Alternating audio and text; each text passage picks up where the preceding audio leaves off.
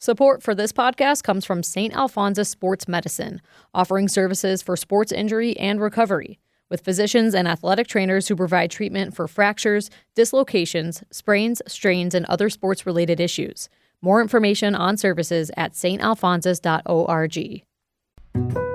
Love Boise State Public Radio podcasts? They are free to enjoy, but not free to produce. If you can give, your support helps keep shows like Idaho Matters and Scandalize available to everyone. Donate now at boisestatepublicradio.org.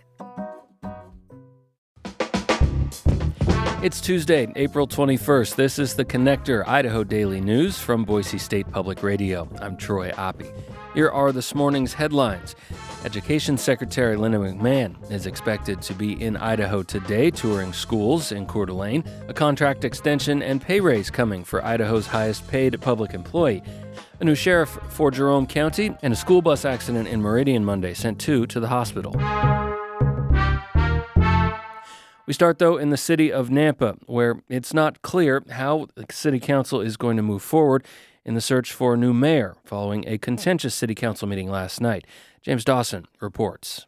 On Monday, Nampa City Council members didn't agree on much as they tried to fill the shoes of the late Mayor Rick Hogaboom, who died unexpectedly last month. A proposal to interview potential candidates next week and another to appoint former City Council member Darrell Bruner to the position both failed on tie votes. A third option to only interview Bruner and the city's current chief of staff, Clay Long, never even got a vote. Council President David Bills abruptly ended the meeting after Councilwoman Natalie Jangula said each member should be able to propose a candidate. I'm not okay going through a process and not allowing everyone equal opportunity. Good enough. I'll withdraw the motion, and the meeting is adjourned. The group did agree they will not take applications for Nampa's next mayor. Here's Councilman Dale Reynolds. There's a lot of opportunists out there that would never run for an election, and all of a sudden they want to be mayor, and I don't understand that. It's unclear what steps the council will take next, though members say they want to fill the position soon. James Dawson, Boise State Public Radio News. Jerome County Commissioners on Monday appointed Gary Taylor as the county's new sheriff. KMVT television reports commissioners approved Taylor on a 2-1 vote after two of the three commissioners initially supported other candidates. Taylor has been undersheriff in Jerome County for 8 years. He replaces George Oppedyke, who announced he was stepping down last month. Oppedyke's last day was Saturday. He'd faced an investigation into misuse of police traffic cameras by the state attorney general's office. Taylor will complete Oppedyke's elected term through 2028. The state of Idaho and multiple North Idaho local governments are funding a new special assistant U.S. attorney for the state. U.S. Attorney for Idaho Bart Davis and Shoshone County Prosecutor Benjamin Allen jointly announced Monday the hire of Julia Zimney, who will work to prosecute drug crimes in North Idaho, specifically in Shoshone and Latah counties and many other area communities. All have chipped in funding for the new position. Funding was also provided by the governor's office through the Esto Perpetua campaign and the Idaho-Oregon High-Intensity Drug Trafficking Area Federal Grant Program. Zimney, who worked in the Coeur d'Alene County Prosecutor's Office after earning a law degree at Gonzaga University in Spokane in 2023, will be under the U.S. Attorney's umbrella, but will work in the Shoshone County Prosecutor's Office. The position joins similar Special Assistant U.S. Attorney positions focused on drug and gang activity. There's one in the Treasure Valley and another SAUSA in Pocatello. U.S. Department of Education Secretary Linda McMahon is expected to be in North Idaho today, visiting at least one school as part of her 50-state education tour. As Oregon Public Broadcasting's Elizabeth Miller reports, part of McMahon's visit to schools in Central Oregon on Monday focused on hands-on experiences for students in high school and college. McMahon spent some of her time at Crook County High School in Prineville. There, she got to see a few of the school's career technical education programs in action. She was joined by Brianna Van Rokel, the school district's director of school improvement. We care very deeply about aligning students with careers upon graduation. Van Rokel says McMahon saw students in health occupations and construction classes, and they visited the student store, where business students sell hats and T-shirts. It was just a really wonderful day here in Crook County. We are happy to highlight our small town schools with our big opportunities that we're excited to provide our students. McMahon also visited a local elementary school, as well as Central Oregon Community College. Elizabeth Miller reporting.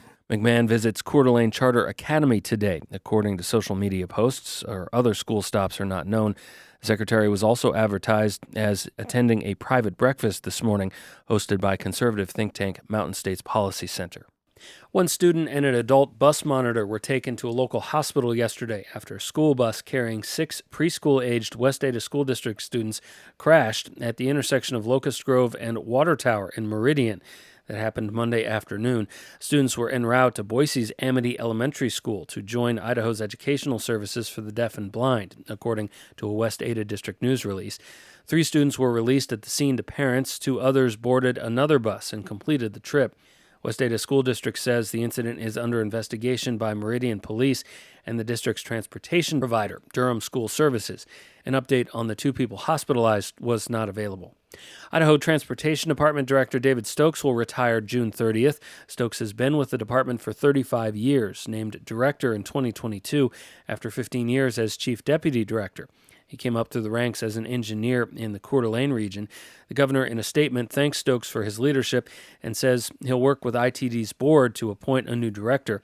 But there's now another step, thanks to Senate Bill 1300, which added the ITD director to the list of state government leadership positions that require final confirmation from the state Senate.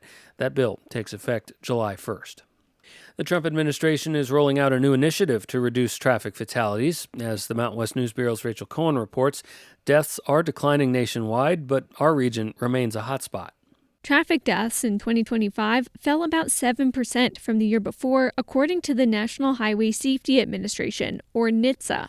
But 9 states saw increases, including 4 in the Mountain West: Wyoming, New Mexico, Idaho, and Colorado. NHTSA Administrator Jonathan Morrison is unveiling a new initiative called Pathways to Safer Streets, focused on law enforcement, tracking impaired drivers, and technology to target repeat speeders. Leading contributors to traffic fatalities tend to be people not wearing seatbelts, people driving while impaired by drugs or alcohol, or increasingly both, tends to be speeding, and we're seeing a great deal of distraction as well. The plan targets these behavioral factors, but steps back from Biden-era goals of improving road and vehicle design. For the Mountain West News Bureau, I'm Rachel Cohen. Idaho's traffic deaths were up almost 7% last year.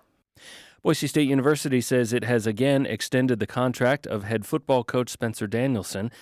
Danielson has guided the team to 3 straight Mountain West Conference championships and will now lead the team into the rebuilt Pac-12 Conference. He makes $2.1 million a year, according to the state employee payroll database. His contract was extended this time last year through 2029. The new extension will pay him $2.5 million in 2030, adding a year of salary increase to his existing deal, which also comes with financial penalties should he leave Boise State before 2030 for another coaching job. And thanks for listening to The Connector on this Tuesday morning. I'm Troy Oppie. We'll be back with you again tomorrow. If you missed it yesterday, a fun story from the weekend on the crossing of thousands of sheep over Highway 55 on Saturday. Our Julie Luqueta was there.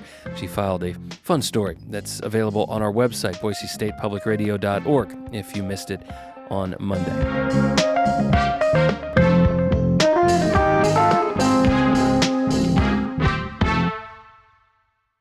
You know, every day on Up First, NPR's Golden Globe-nominated morning news podcast, we bring you 3 essential stories. At the heart of each story are questions. What really happened? What really mattered? What happens next? At NPR, we stand for your right to be curious and to follow the facts. Follow Up First wherever you get your podcasts and start your day knowing what matters and why.